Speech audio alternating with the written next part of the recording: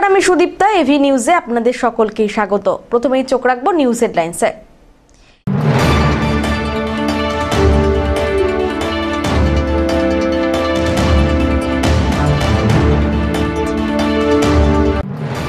ভোরের আলো থানার অধীনস্থ দুর্গাপুজো কমিটির হাতে তুলে দেওয়া হলো রাজ্য সরকারের অনুদানের চেক।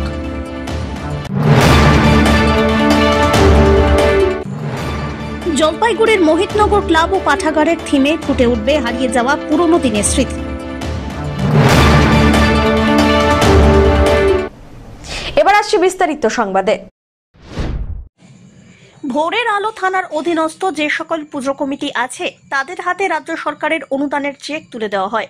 অনুষ্ঠানে উপস্থিত ছিলেন বিন্নাগুড়ি গ্রাম পঞ্চায়েতের প্রধান শামসুদ্দিন আহমেদ, ভোরের আলো থানার ওসি সন্দীপ দত্ত, স্বদেশ সাহা, রানা সহ আরো অনেকে। ভোরের আলো থানার অধীনস্থ মোট 60টি পুজো আছে। সোমবার রাত্রিবেলায় মোট 38টি পুজো কমিটির সদস্যদের হাতে চেক তুলে দেওয়া হয়। বাকি পুজো কমিটির সদস্যদের হাতে মঙ্গলবার সকাল থেকেই চেক বিতরণ শুরু হয় ভোরের আলো থানায়। রাজ্য সরকারের অনুদানের চেক পাওয়ায় খুশি সকল পুজো কমিটি। এই প্রথম ভোরের আলো থানার অধীনস্থ আরও একটি নতুন পুজো কমিটি রাজ্য সরকারের অনুদানের চেক হাতে পেল। জানা গিয়েছে, বহু বছর ধরেই দুর্গাপুজো করে আসছে শাহডাঙ্গি হাট মহিলা দুর্গাপুজো কমিটি। এতদিন কোনো সরকারি অনুদান তারা পেতেন না। বহু বছরের পুরনো বলে সরকারি অনুদান দেওয়ার সিদ্ধান্ত গ্রহণ করা হয়। রাজ্য সরকারের অনুদানের চেক তুলে দেওয়া হয় কমিটির সদস্য তপন আচার্যের হাতে। আর এই চেক তুলে দেয় ভোরের আলো থানার ওসি সন্দীপ দত্ত। 2025 সালের দুর্গাপূজা উপলক্ষে মামাটি মানুষের সরকারের মুখ্যমন্ত্রী মাননীয় মমতা বন্দ্যোপাধ্যায় ঘোষণা করেছিল যে প্রতিটা পূজা কমিটিকে 1,10,000 টাকা করে দেওয়া হবে। সেই চেকগুলোই আজকে আমাদের রাজগঞ্জ ব্লকের ভোরে আলো থানার যে পূজা কমিটিগুলো আছে, প্রায় 60টা পূজা যারা অনুমোদন পায় তাদেরকে আজকে চেক প্রদান করা হবে। কতটা সুবিধা হবে পূজাটা চেকগুলো পেয়ে, কতটা সুবিধা হবে? এটা তো বুঝতেই পারতেছেন যে কত মানুষের কত উৎসাহ সঙ্গে নিচ্ছে, খুব সুবিধা হবে। কত শতাংশ পুজোগুলো খুব সুবিধা হবে। গ্রামের পুজোর ক্ষেত্রে অনেক সুবিধা, অনেক সুবিধা। রাজগঞ্জ থেকে সুস্মিতা চন্দ্রের রিপোর্ট।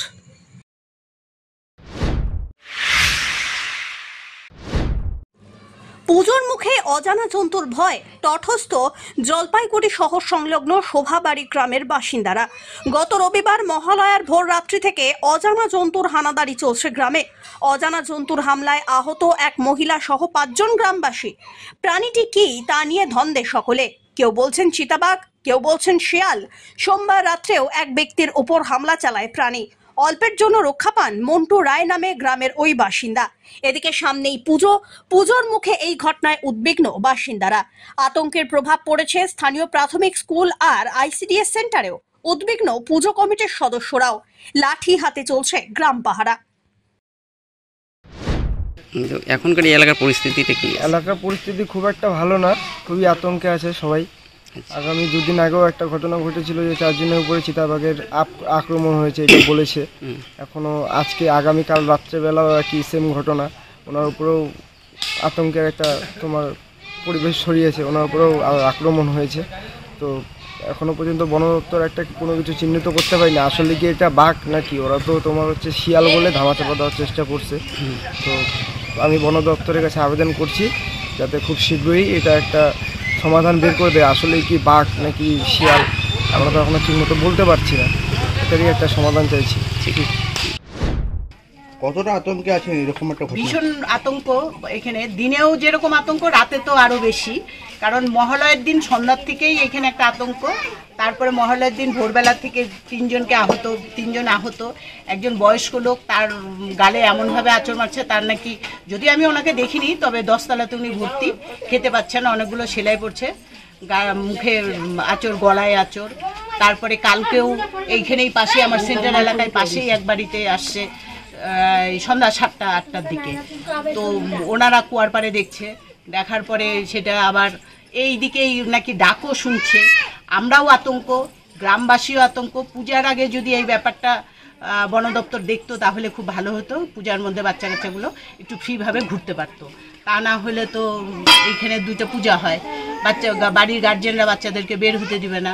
সেই ক্ষেত্রে বাচ্চাদের মন খারাপ, একটা আতঙ্কতে মোট কথা গ্রামবাসীরা মানে পুরোভাবেই একটা আতঙ্কতে আসছে। তাই এই ব্যাপারটা যেন বন দপ্তর যত তাড়াতাড়ি সম্ভব পুজোর আগে এটা যেন ক্লিয়ার করে, তাহলে আমরা খুব উপকৃত হব। এখানে তো দেখা যাচ্ছে অনেক ক্ষুদে বাচ্চারাও রয়েছে। হ্যাঁ, ক্ষুদে বাচ্চাও রয়েছে। কিভাবে দেখছেন জিনিসটা, এরকম এত ক্ষুদে বাচ্চারা ঘুরে বেড়ায় সারাদিন, এদিকে বাঘের একটা হ্যাঁ আতঙ্ক। হ্যাঁ, ঘুরে বেড়ায়। কারণ কি, এখানকার মা এবং বাবা এনারা সবাই তো কাজে যায়, মারাও কাজ করে, বাবারাও কাজ করে, সেই ক্ষেত্রে বাচ্চারা প্রায় বাড়িতে একাই থাকে। সেই আমাদের সেন্টারে কিছু বাচ্চা থাকে, তার থেকে যে স্কুলে কিছু বাচ্চা যায়, এইভাবেই এরা থাকে। কিন্তু এইভাবে ঘুরে বেড়াতে তো একটা আতঙ্ক তো হচ্ছেই। মানে মহালয়ার দিন থেকে আমাদের এখানে মানে কোনো এক ভয়ঙ্কর প্রাণীর উপদ্রব বেড়ে গিয়েছে। তো আমাদের গ্রামবাসীরা এতে খুবই আতঙ্কিত, মানে প্রায় রেগুলারই বলা চলতেছে। এখন মানে সন্ধ্যা হলে পরেই ওই প্রাণীর উপদ্রব বেড়ে যাচ্ছে। তো গ্রামের যে মা বোনেরা ভাইয়েরা যারা আছে বয়স্ক, তারা প্রত্যেকেই আতঙ্কিত হয়ে আছে এবং নিয়মিত প্রায় কারো না কারো উপর অ্যাটাক চলছে। তো আমরা বন দপ্তরের কাছে বিশেষভাবে অনুরোধ জানাচ্ছি, তারা যেন মানে একটা গুরুত্বপূর্ণ পদক্ষেপ নিয়ে প্রাণীটিকে চিহ্নিত করে বা তাকে ধরার ব্যবস্থা করে, তাহলে আমরা সবাই একটু মানে পুজোটাতে ভালো করে আনন্দ করতে পারি এবং গ্রামবাসীরা একটু মানে স্বস্তির নিঃশ্বাস পেতে পারে। এটাই তাদের কাছে আমার বিশেষভাবে অনুরোধ। আচ্ছা, তাহলে দপ্তরের কাছে এবং প্রশাসনের কাছে আমরা আবেদন জানাচ্ছি এবং তার মধ্যে আমাদের গ্রামের পঞ্চায়েত প্রধানকে জানানো হয়েছে ব্যাপারটা। তারা এখন কতদূর কী ব্যবস্থা নেয় ওটাই দেখার আর কি। তো ওনারা যদি মানে ফাঁদ বা ক্যামেরা যেটাই আর কি ওনাদের করণীয়, ওনারা যদি ব্যবস্থাটা করে দেন তাহলে গ্রামবাসীরা এবং আমরা সবাই উপকৃত হই। কি হয়েছে বলুন? কালকে সেই ঘটনা 8টা বাজে, তখন এই আমাদের পাশের বাড়ির এক ভাই, নাম হলো মন্টু রায়, ও দোকানে যাচ্ছে। দোকানে যাওয়ার পরে ওকে বাঘটা অ্যাটাক করছে। তারপরে আমরা বাড়ি থেকে বাইর হয়েছি, বাইর হয়ে বারান্দার মধ্যে গ্রিল লাগাইছি। তো ওই জায়গায় দেখি পুরো চিল্লা হাল্লা করতেছে, তারপর সবাই বলতেছে বাঘ ঢুকছে। তারপরে ও সাইকেল ফেলে দিয়ে পাশের বাড়ি একটা দাদাদের বাড়িতে ঢুকছে। ঢুকার পরে লোকজন সম্পূর্ণ চিল্লাইছে, যখন সব লোক চলে আসে ওই জায়গাটায়, আসার পরে এবার বাঘটা তো মনে করো ও একটা লুকানোর ব্যবস্থা খুঁজবে। ওই আমাদের পাশে যে জমিটা আছে, এই জমিটা দিয়ে এই যে আমাদের যে বাড়ির যে উঠানের সামনে কুয়ার পাড় আছে, এই জায়গাটায় আইসে দাঁড়াইছে। আমরা তখন বাড়িতে বারান্দার মধ্যে সবাই আছি। দেখলাম যে বাঘটা মোটামুটি হাইট মোটামুটি এতটা হবে, লম্বা মোটামুটি এতটা হবে, 2.5-3 ফিট হবে না? 2.5-3 ফিট হবে। কিরকম কালার? সম্পূর্ণ ছাই আর মাটি টাইপের পুরো এসে কালারটা, আর মুখটা গোল, পুরো বিভৎসভাবে তাকায় আছে আমাদের দিকে। তারপরে আমি তখন চিল্লাইলাম আমাদের বাড়িতে, তখন সব লোক চলে আসলো, দাদারা যারা ছিল ওই জায়গায়। আসার পরে তখন তো বৃষ্টিটা চলে আসলো। তারপরে মনে করো ওরাও আসলো। ওই বাঘটা, ওর একটা আতঙ্ক আছে ভয়ের, ওই যে আমাদের এই যেদিক দিয়ে আসে এদিক দিয়ে পাশ দিয়ে দক্ষিণ পাশে চা বাগান আছে, এদিকে চলে গেল। পিনাকি শিলের রিপোর্ট।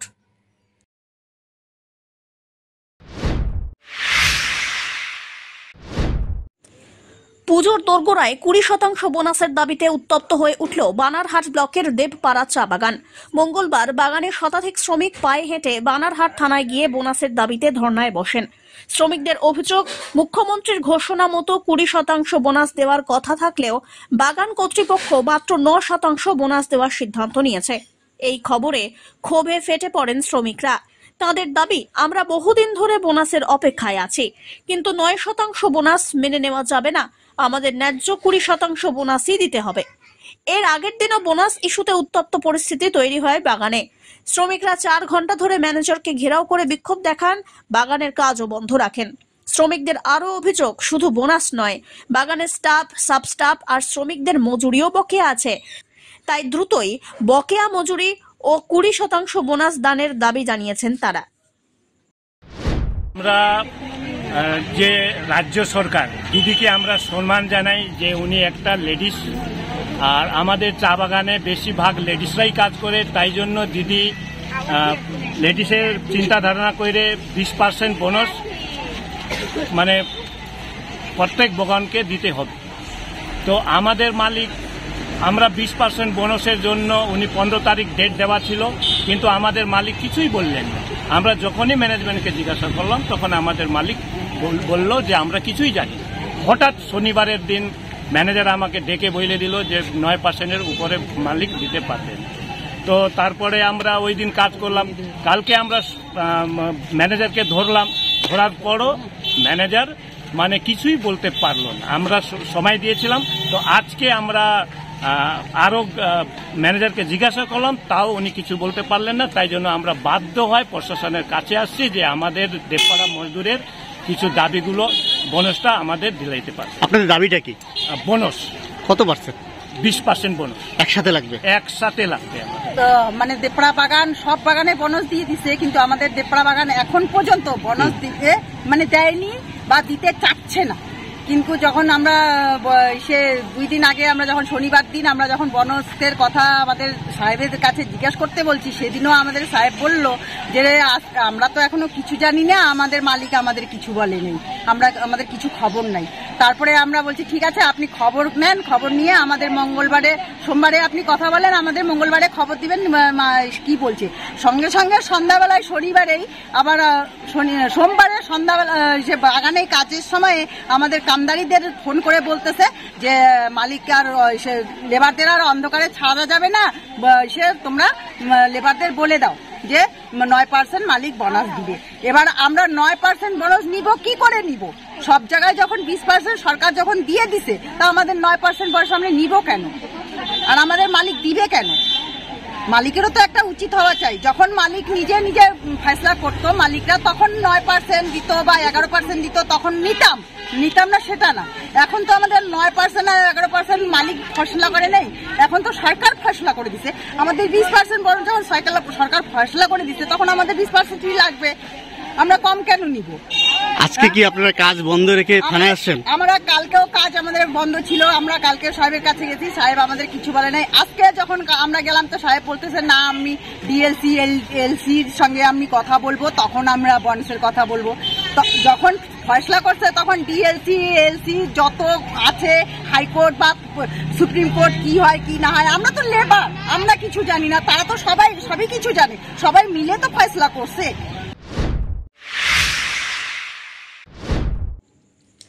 পেনশনের টাকা না পেয়ে মাকে খুনের অভিযোগ।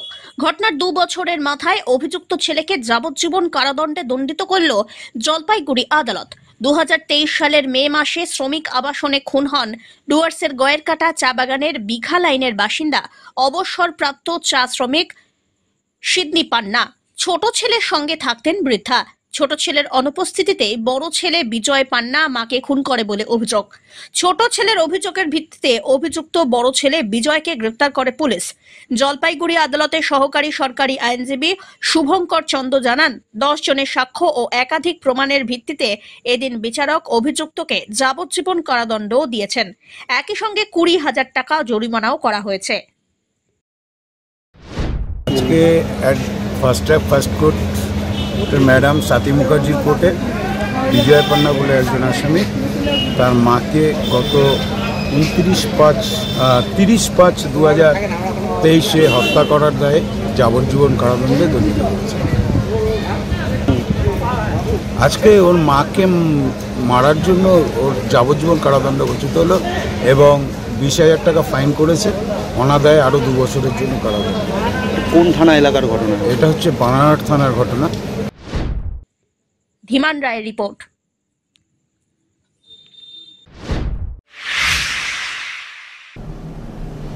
নিয়ে নিচ্ছে ছোট্ট একটি বিরতি, ফিরে আসছি বিরতির পর, সঙ্গে থাকুন। স্পর্শেই রয়েছে জাদু। টাচ নার্সিং হোম, রাত দিন 24 ঘন্টাই আপনাদের ভরসা। টাচ মানে সুস্থতা আর নিরোগ হওয়ার একমাত্র ঠিকানা। এখানে রয়েছে 24 ঘন্টার পরিষেবা, এক্স-রে, সিটি স্ক্যান, অত্যাধুনিক মেশিনে ইউএসজি, প্যাথোলজিক্যাল বিভাগ, dialysis, echocardiography, CC unit, IC unit, CP unit, day care facility, mediclaim এবং ওয়েস্ট বেঙ্গল হেলথ স্কিম। শারদীয়াতে আপনাদের সুস্থতা আমাদের একমাত্র প্রার্থনা। সবাই যখন উৎসবে আনন্দিত, তখন আমরা আপনাদের সেবার জন্য 24 ঘন্টা প্রস্তুত হয়ে আছি। উৎসব সকলের ভালো কাটুক।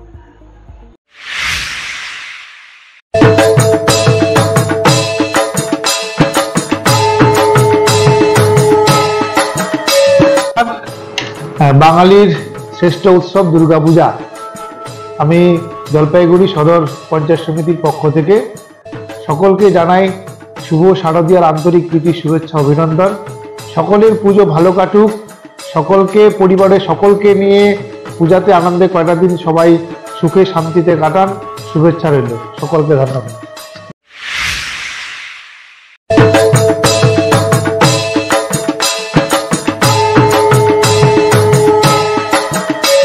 থেকে বলবো মনসুন ওয়েদার চলছে, সাবধানে থাকবেন। একটাই কথা বলবো, ডেঙ্গু এবং তার সঙ্গে অনেক রকম জ্বরের উপদ্রব আছে। বাচ্চাদের মশারির নিচে শোবেন এবং আপনারাও শোবেন, পরিষ্কার পরিচ্ছন্ন রাখবেন আশপাশ, যাতে কোথাও জলাজল না থাকে। শারদ শুভ, সবাই খুব ভালোভাবে সুন্দরভাবে কাটান।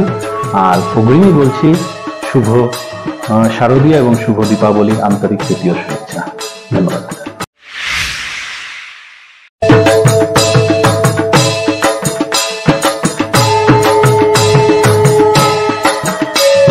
প্রথমত আমি আমাদের মানবিক মুখ্যমন্ত্রী, মানবদরদী জনদরদী মুখ্যমন্ত্রীকে ধন্যবাদ জানাবো। তিনি বিশেষ করে বাংলার দুর্গাপুজো, বাংলার বাঙালির শ্রেষ্ঠ পুজো আমাদের দুর্গাপুজো, সেই দুর্গাপুজোগুলো 1,10,000 টাকা করে অনুদান দিচ্ছে।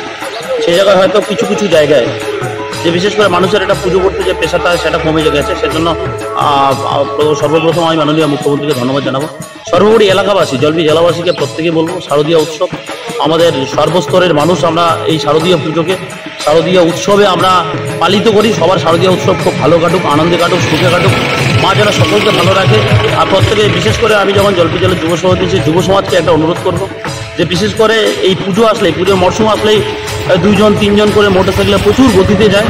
আমি প্রত্যেকে যুব সমাজকে অনুরোধ করবো সেই জায়গার জন্য বাধ্যতামূলক হেলমেটটা মাথায় লেগে যায়। তার কারণ হচ্ছে পুজো আমরা যতটাই ব্যস্ততায় কাটিলে কেন, আমরা মাটির নির্মিত মা দুর্গাকে আমরা পুজো করছি। সেখানে আমরা মায়ের পায়ে পুষ্পাঞ্জলি দিয়ে আমরা অর্থাৎ অঞ্জলি নিবেদন করছি, মাকে আমরা ডাকছি এলাকার জন্য সবাই সুখে শান্তিতে থাকতে পারি। কিন্তু কোনো একটা সন্তান যদি কোনো একটা দুর্ঘটনায় পড়ে যায়, সেই বাড়ির জাগ্রত দুর্গা অর্থাৎ আমাদের বাড়ির দুর্গা, সেই বাড়ির মাটা কিন্তু সেখানে দুশ্চিন্তায় বা সেটা আতঙ্কে কাটবে। সেজন্য প্রত্যেক যুব সমাজকে অনুরোধ করবো, অবশ্যই দুর্গাপুজোয় যখন বেরোবেন অবশ্যই যেন মাথায় হেলমেট দিয়ে যুব সমাজ যেন এবার পুজো পরিক্রমা করেন।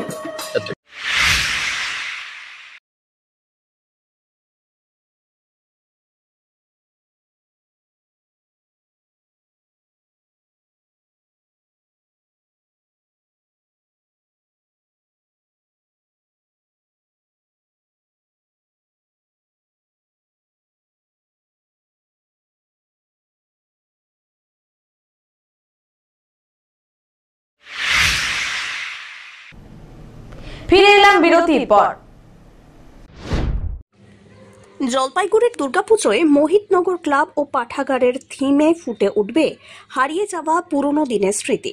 সম্পূর্ণভাবে পাট দিয়ে সাজানো হচ্ছে প্যান্ডেল ও প্রতিমা, যার মূল উদ্দেশ্য পাট শিল্পকে নতুনভাবে মানুষের কাছে উপস্থাপন করা এবং আধুনিকতার ভিড়ে হারিয়ে যাওয়া ঐতিহ্যবাহী জিনিসগুলিকে পুনরায় ফিরিয়ে আনা।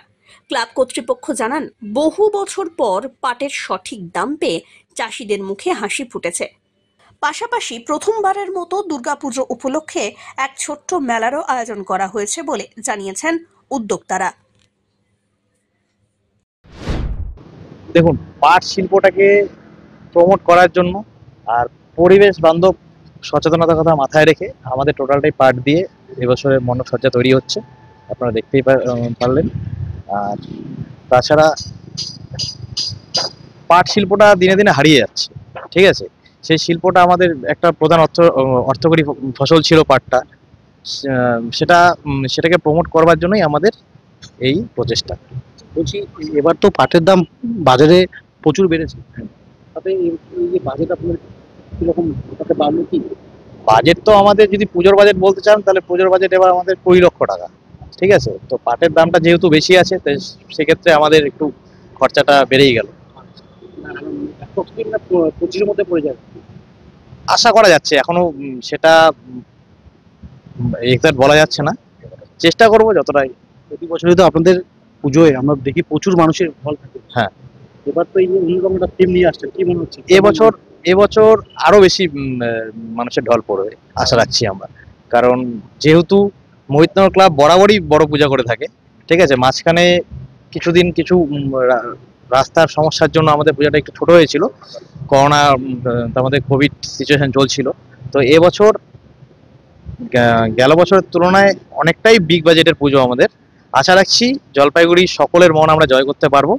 আর আপনাদের চ্যানেলের মাধ্যমে জলপাইগুড়ির সমস্ত দর্শকবিন্দুদেরকে আমরা আমাদের পূজায় আসবার জন্য আমন্ত্রণ জানাচ্ছি। সাথে এই বছর আমাদের নতুন করে একটা এক্সপো মেলার করা হচ্ছে এই দুর্গাপূজার উপলক্ষে। সেই মেলাটা আগামী 24শে সেপ্টেম্বর থেকে তৃতীয়া থেকে চালু হচ্ছে, দশমী পর্যন্ত চলবে এই দুর্গাপুজো উপলক্ষে। প্রকৃতির খামখেয়ালিপনায় ব্যতিব্যস্ত জনসাধারণ। টানা বৃষ্টিতে দক্ষিণ প্রায় জলের তলায়, তবে উল্টো চিত্র উত্তরের। কলকাতা যখন ভাসছে তখন গরমে হাঁসফাঁস করছে জলপাইগুড়ি। সকাল থেকে রোদ ঝলমলে আকাশ। রোদের তাপমাত্রা এতটাই তীব্র যে রাস্তায় বেরিয়ে সমস্যায় পড়তে হচ্ছে সাধারণ মানুষকে। গরম থেকে বাঁচতে তাই ছায়া আর ছাতাই ভরসা পথচারীদের। আসলে কয়দিন তো আবহাওয়া ভালোই ছিল, কালকে বৃষ্টি হলো, আবহাওয়া তো এখন বেশ কড়াই বলা যায়। ছেলেকে নিয়ে স্কুলে গেছিলাম, তাই রাস্তায় তো প্রচন্ড গরম, এখানে এসে একটু বিশ্রাম নিচ্ছিলাম, যে পুকুরের ঠান্ডা হাওয়ায় একটু ভালোই লাগছিল। মানে রাস্তা হাঁটা চলা করা যাচ্ছে না, আজকে ভীষণ তাপমাত্রা, আজকে চলা যাচ্ছে না, সানগ্লাস চালাচ্ছে যারা যাচ্ছে না। এরকম একটা আবহাওয়া তৈরি হবে ভেবেছিল? কয়েকদিন ধরে তো না, অনেক চ্যানেলে তো দেখাচ্ছিল যে পুজোর আগে বৃষ্টি হবে, কিন্তু ওয়েদার তো বেশ কড়াই মনে হচ্ছে। আজকে প্রচন্ড রোদ, মানে বাচ্চাদের এদিকে এক্সাম চলছে, এখন এক্সামের মধ্যে এই রোদের মধ্যে বাচ্চাদেরকে নিয়ে ওদেরকে স্কুলে দেওয়া। এখন দেখুন, আমরা না হয় বাইরে ওদেরকে স্কুলে দিয়েই আমরা বাড়ি চলে যাচ্ছি, কিন্তু এরা এই স্কুলে এই রোদের মধ্যে আসছে, আবার এখান থেকে আবার বাড়ি যাচ্ছে। এই রোদটা এত তাপমাত্রা আজকে, মানে থাকা যাচ্ছে না বাইরে, প্রচন্ড গরম, অসহ্য গরম সত্যি। মানে পুজোর মধ্যে এতটা গরম পড়লো, এই দুদিন বৃষ্টি ছিল তাই একটু ঠান্ডা হাওয়া আবহাওয়া ছিল, আবার এরকম গরম পড়ে গেল, মানে খুব মুশকিল। পিনাকি শীলের রিপোর্ট।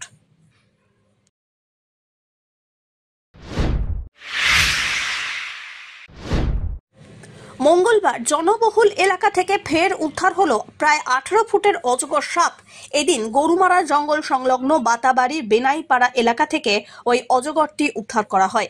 এদিন সকালে স্থানীয় বাসিন্দারা অজগরটিকে দেখতে পান। খবর ছড়িয়ে পড়তেই বহু মানুষের ভিড় জমে এলাকায়। খবর দেওয়া হয় ধূপছোড়া বিট অফিসে। বন দপ্তরের সহযোগিতায় স্থানীয় যুবকরা অজগর সাপটিকে উদ্ধার করে। সুস্থ থাকায় এই দিনে সেটিকে গরুমারা জঙ্গলে ছেড়ে দেওয়া হয়েছে। উদ্ধার হওয়া অজগর সাপটি লম্বায় প্রায় 18 ফুট বলে জানা গিয়েছে। ধীমান রায়ের রিপোর্ট।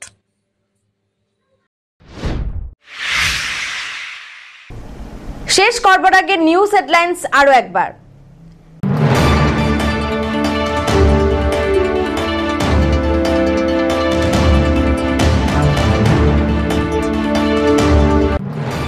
ভোরের আলো থানার অধীনস্থ দুর্গাপুজো কমিটির হাতে তুলে দেওয়া হলো রাজ্য সরকারের অনুদানের চেক।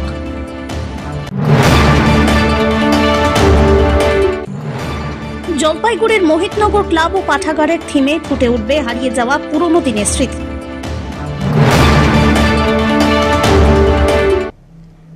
এখনকার মতন এভি নিউজ এ পর্যন্তই। পরবর্তীতে আসছি আরো সংবাদ নিয়ে। দেখতে থাকুন আমার ভিশন। নমস্কার।